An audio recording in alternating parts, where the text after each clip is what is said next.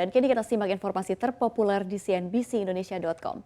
Ya, di berita yang pertama, setelah ditegur oleh Presiden Joko Widodo terkait mempromosikan anaknya di sela kunjungan kerja, Mendak Zulhas terbitkan aturan pelaksanaan program minyak goreng kemasan rakyat dengan merek Minyak Kita. Aturan tersebut tertuang dalam Peraturan Menteri Perdagangan Nomor 41 Tahun 2022 yang berlaku mulai 8 Juli 2022. Ya, Zulhas mengatakan program MGKR dengan Minyak Kita sebagai alternatif bagi para pelaku usaha dalam mendistribusikan minyak goreng untuk pemenuhan kebutuhan pasar dalam negeri atau domestic market obligation. Hal tersebut diatur dalam Permendak 41 tahun 2022, diantaranya menyangkut harga jual sesuai harga eceran tertinggi, tempat pendistribusian, bentuk kemasan, pemenuhan izin edar dan standar, serta insentif bagi pelaku usaha yang menyediakan minyak goreng kemasan Minyak Kita. Nantinya minyak kita dapat didistribusikan di pasar rakyat, toko swalayan, dan marketplace dengan variasi ukuran mulai dari 1 liter, 2 liter, dan 5 liter. Sementara itu, Pusat Informasi Harga Pangan Strategis mencatat harga minyak goreng hari ini untuk jenis kemasan bermerek 1 dan 2 masing-masing turun Rp100 dan Rp50 menjadi Rp25.400 dan Rp24.100 per kilogram. Sementara di Jakarta, Informasi Pangan Jakarta mencatat harga rata-rata minyak goreng curah hari ini turun tipis menjadi Rp15.388 per kilogram.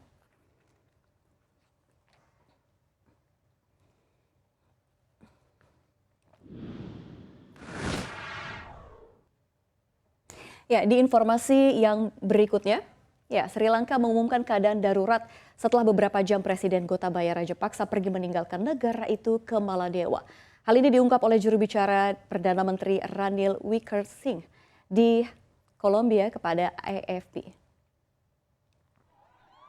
Atas kondisi ini, polisi pun memberlakukan jam malam tanpa batas di seluruh provinsi barat, termasuk di ibu kota Colombo, untuk menahan protes yang berkembang setelah kaburnya Rajapaksa bersama istri dan stafnya dengan pesawat militer pagi tadi. Sementara di sisi lain, ribuan demonstran juga dilaporkan telah mengerumuni kantor Perdana Menteri. Dan ini mendorong polisi menembakkan gas air mata untuk menahan mereka agar tidak menyerbu kompleks tersebut. Tak hanya itu, para pengunjuk rasa anti pemerintah masuk ke stasiun televisi utama negara Rabu dan mengambil alih siaran tersebut. Seorang pria tak dikenal menerobos masuk ke studio jaringan Rupa Vahini selama program berlangsung. Pria tersebut kemudian memerintahkan agar hanya berita terkait protes yang harus disiarkan. Sementara itu, Perdana Menteri Ranil Wickremesinghe akhirnya ditunjuk sebagai pejabat presiden. Ini karena tak ada lagi Rajapaksa di negara itu.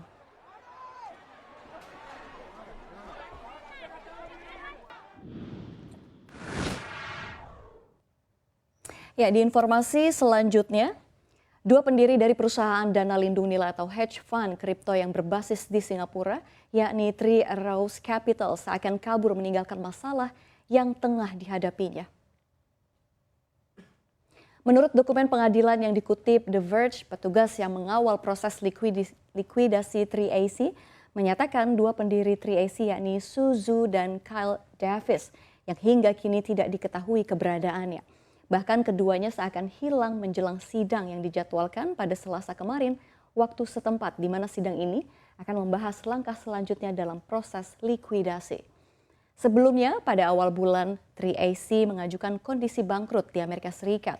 Langkah ini adalah upaya untuk melindungi aset milik perusahaan asing dari kreditur di Amerika Serikat. Berita bangkrutnya 3AC muncul setelah perusahaan investasi tersebut dinyatakan gagal bayar atau default atas utang senilai 9,9 triliun oleh broker kripto Voyager Digital.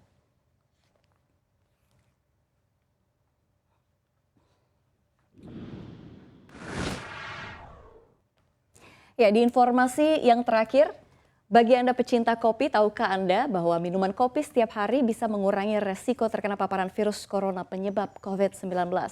Bukan tanpa sebab, para peneliti menemukan adanya hubungan kuat dan menyebut mereka yang rutin mengkonsumsi kopi justru memiliki sistem imun yang lebih terjaga.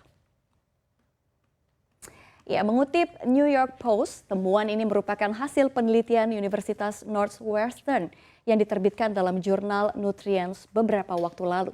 Penelitian dilakukan ke 40.000 peserta di Biobank Inggris di mana tim mempelajari kebiasaan diet peserta dari tahun 2006 hingga 2010 dan membuat hipotesis resiko dari infeksi virus corona pada tahun 2020. Setelah menyesuaikan faktor-faktor seperti ras, usia, jenis kelamin, dan faktor-faktor lain, para peneliti menemukan konsumsi 1 cangkir kopi atau lebih per hari dikaitkan dengan penurunan resiko sekitar 10% COVID-19 dibandingkan dengan kurang dari 1 cangkir kopi per hari. Kopi sendiri mengandung sifat antioksidan dan antiinflamasi. Konsumsi kopi berkolerasi baik dengan biomarker inflamasi terkait dengan keparahan dan kematian COVID-19. Namun hingga data ini dikeluarkan, belum ada komentar lebih lanjut terkait hal ini dari lembaga yang kredibel di bidang kesehatan seperti WHO atau CDC Amerika Serikat.